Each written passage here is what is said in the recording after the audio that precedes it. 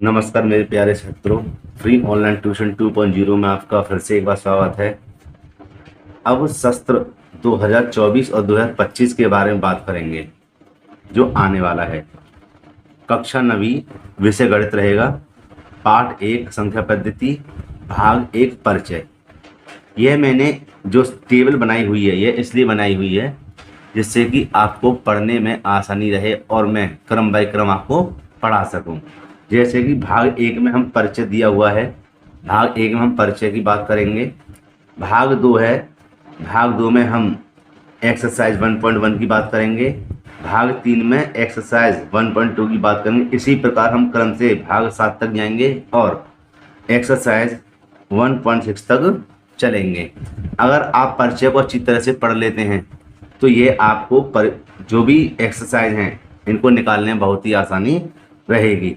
ज़्यादा देर न लगाते हुए हम पहले भाग परिचय पर चलते हैं और उसको आसान से आसान भाषा में समझाते हैं।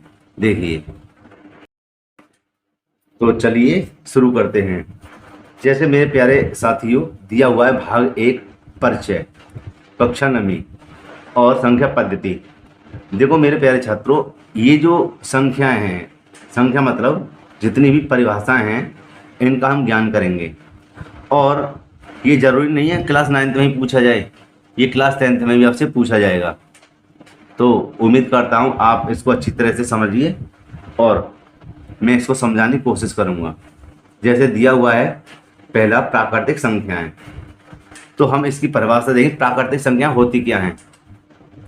प्राकृतिक संख्या वे संख्या होती हैं जो 1 से लेके अनंत तक पूछी जाती हैं।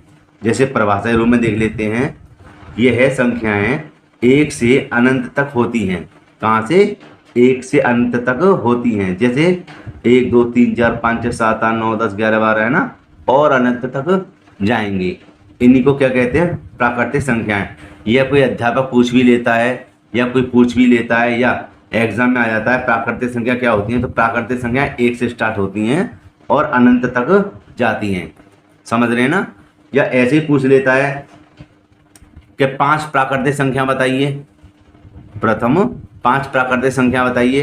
तो प्रथम कौन सी होंगी? 1 2 3 4 5 होंगी, और 10 होती तो 10 तक गिनती गिन देंगे, है ना। तो इन्हीं को क्या कहते हैं? प्राकृतिक संख्याएं। आइए देखिए पूर्ण संख्याएं। पूर्ण, इसी से आपको पता पड़ रही पूर्ण क्या होता है। पूर्ण माने पूरी संख्या। क्या कहते हैं? पूरी संख्या, पूर्ण संख्या। तो लिखा हुआ है पूर्ण संख्या, तो इसको कह देंगे यह संख्याएं 0 से अनंत तक होती हैं। पूर्ण माने पूरी संख्या, यह संख्या 0 से अनंत तक होती है। जैसे 0 1 2 3 4 5 6 7 8 9 10 और अनंत तक, आदि। समझ रहे हैं? आदि संख्याएं आगे तक जितनी आ जाएं वहीं तक, उसको कहते हैं पूर्ण संख्याएं। क्या कहेंगे? पूर्ण संख्याएं। समझिए ना? पूर्ण माने पूरी संख्या, मतलब उसमें 0 भी आ गई तो उसको कह देंगे पूर्ण संख्या। और प्राकृतिक संख्या क्या होंगी? उसमें 0 नहीं लगाते हैं, है ना। तो प्राकृतिक संख्या होंगी 1 2 3 4 5 6 7 8 और आदि। और पूर्ण माने 0 1 2 3 4 और आगे तक रहेंगी। अब देखते हैं पूर्णांक। क्या देखेंगे? पूर्णांक। पूर्णांक क्या होते हैं? पूर्णांक देखिए, सभी पूर्णांक संख्याएं तथा ऋणात्मक संख्याएं 0 के साथ मिलकर पूर्णांक बनाती हैं। पूर्णांक माने उसमें हम धनात्मक भी संख्या ले लेंगे और ऋणात्मक भी संख्या ले लेंगे। उन्हीं को क्या कहते हैं? पूर्णांक कहते हैं। जैसे कि मैंने ये एक रेखा पर आधारित बनाकर इसको समझा दिया है कि इधर सीधे हाथ की तरफ होंगे हमारे धन के और डेढ़े हाथ की तरफ क्या होंगे? हमारे ऋण के। तो इसमें धनात्मक पूर्णांक हो जाएंगे और ऋणात्मक पूर्णांक हो जाएंगे। पूर्णांक समझे ना? पूर्णांक कहाँ से? 0 के साथ, माने पूर्णांक माने पूरी संख्या। इधर भी 0 के साथ मिलकर और इधर भी 0 के साथ मिलकर संख्या क्या बनाएंगी? पूर्णांक बनाएंगी। अगर कोई छात्रों मेरे पढ़ाने में डाउट होता है तो कमेंट बॉक्स में बताइए, जिससे मैं अपनी उस चीज़ को सुधारूं। ठीक है, आइए आगे देखते हैं। अब आता है हमारा भाज्य संख्याएं। कौन सी संख्या? भाज्य संख्याएं। भाज्य संख्या क्या होती हैं? भाज्य संख्या होती है जिसमें भाग चला जाए।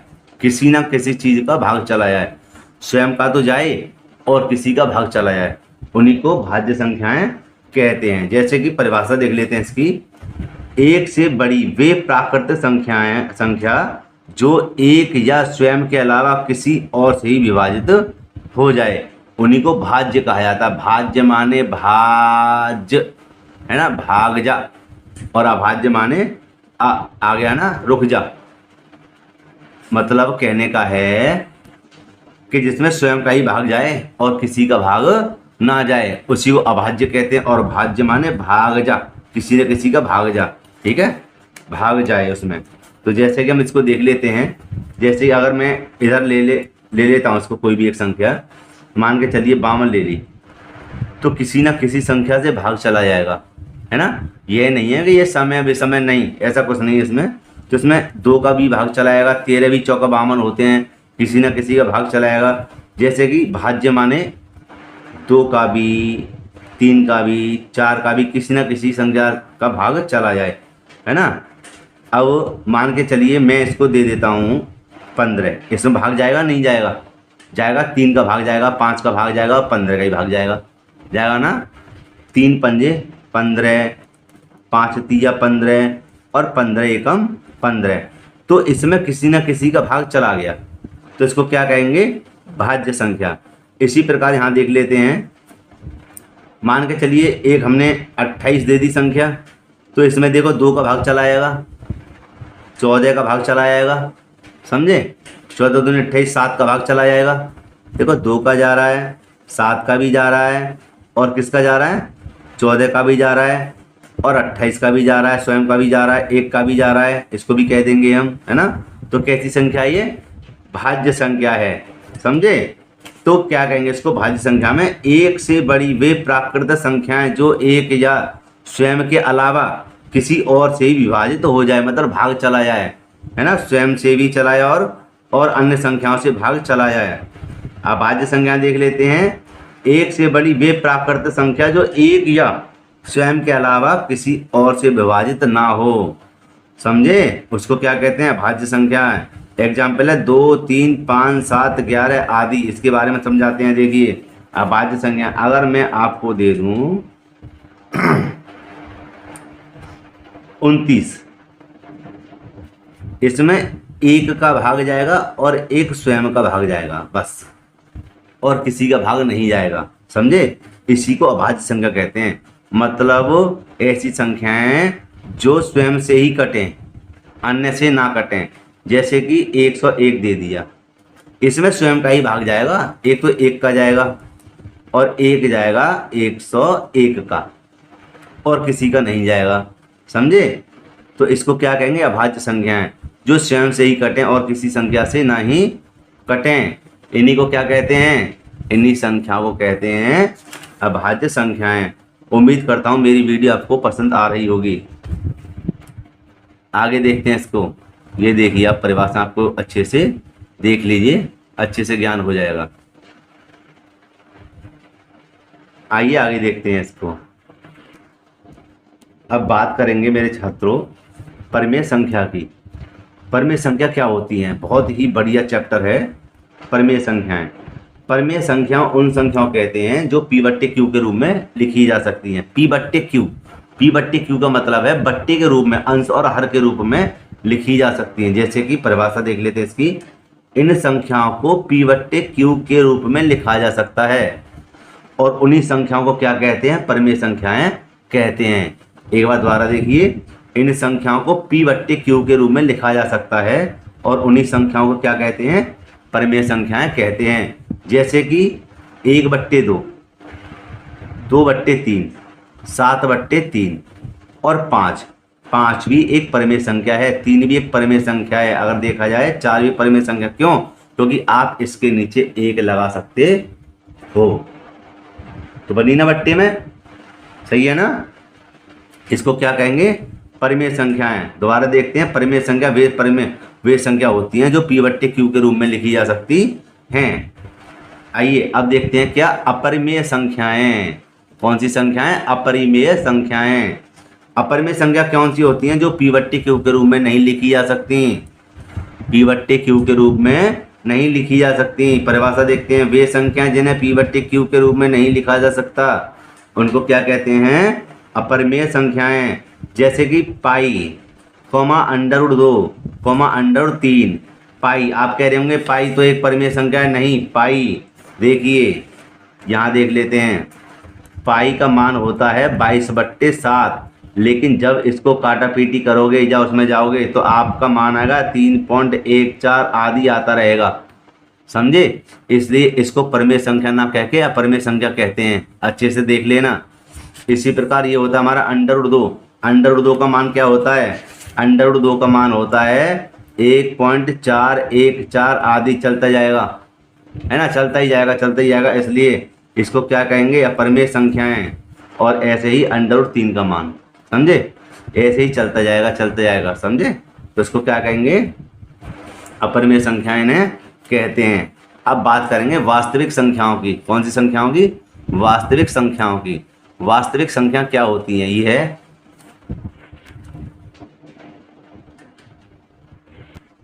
संख्याएं हाई स्कूल में फिर दोबारा पूछी जाएंगी, क्लास 10th में फिर दोबारा पूछी जाएंगी, इसलिए 9th में ही आप इसका ज्ञान अच्छी तरह से कर लें, जिससे कि हमें आने वाली क्लासों में आसानी रहे और सवालों को फटाफट निकालते रहें।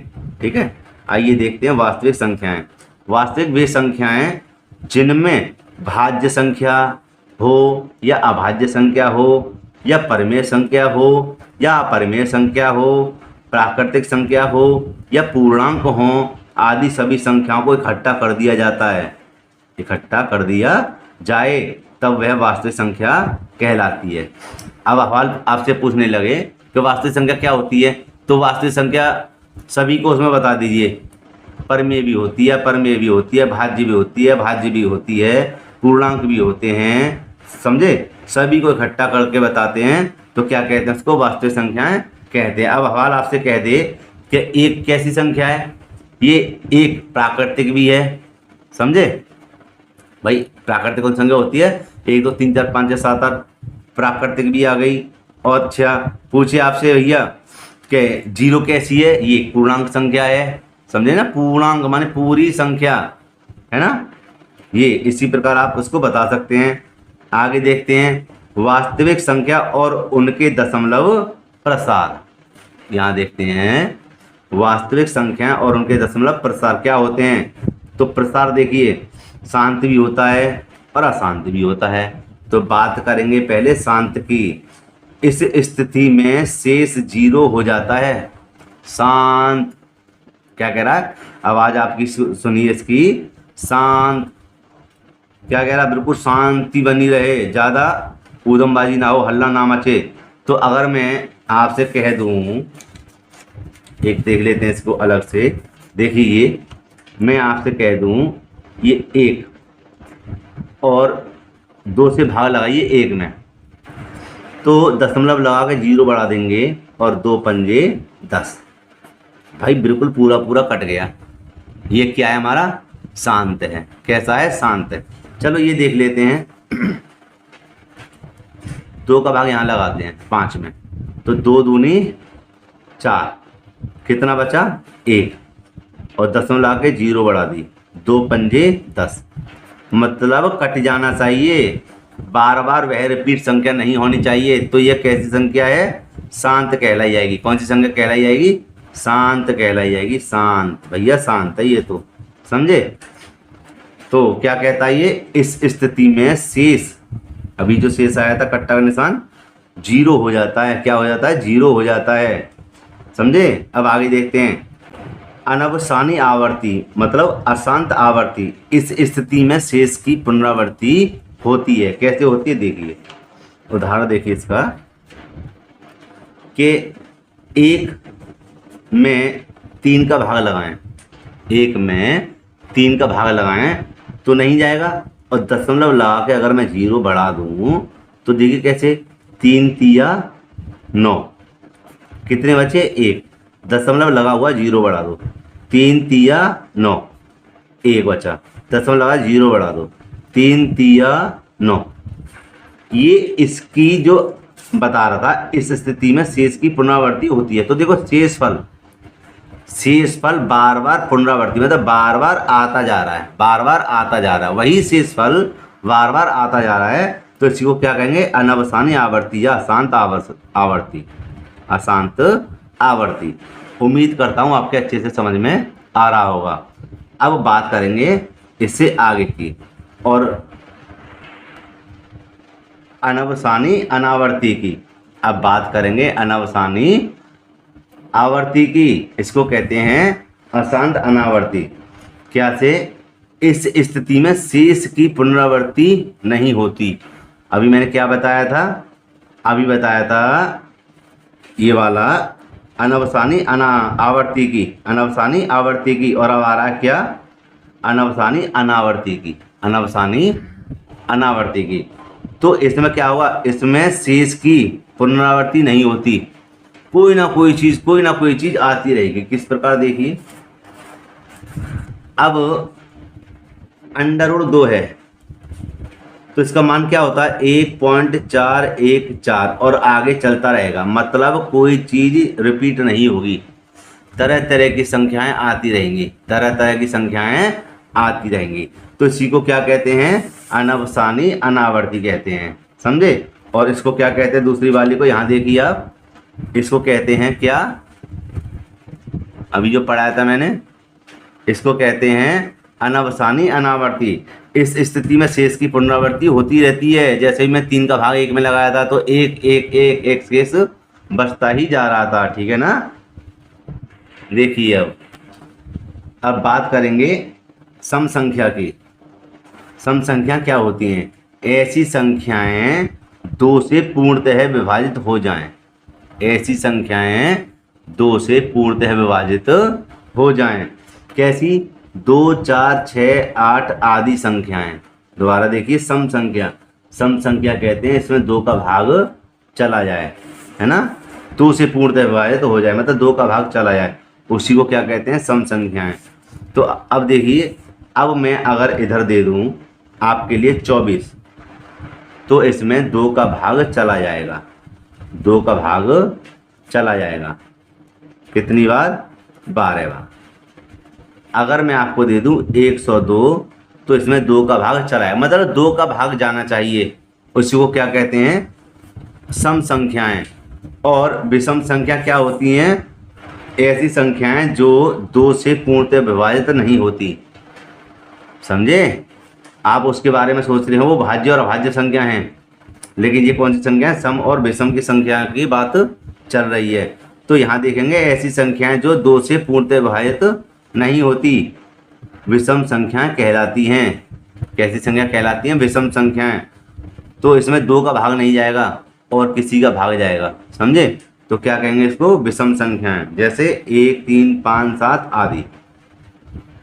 तो मेरे प्रिय छात्रों, यह है जो आपका परिचय था क्लास 9th का, वह मैंने पूरा करा दिया है सत्र 2024 और 2025 के लिए। उम्मीद करता हूँ मेरी वीडियो आपको अच्छी लगी होगी। अगर अच्छी लगी है तो एक लाइक करें, और अगर कोई डाउट है तो कमेंट करें, और जो छात्र नए हैं चैनल को सब्सक्राइब करें और अपने मित्रों में शेयर करें। मिलते हैं इसी प्रकार की एक और वीडियो में। धन्यवाद।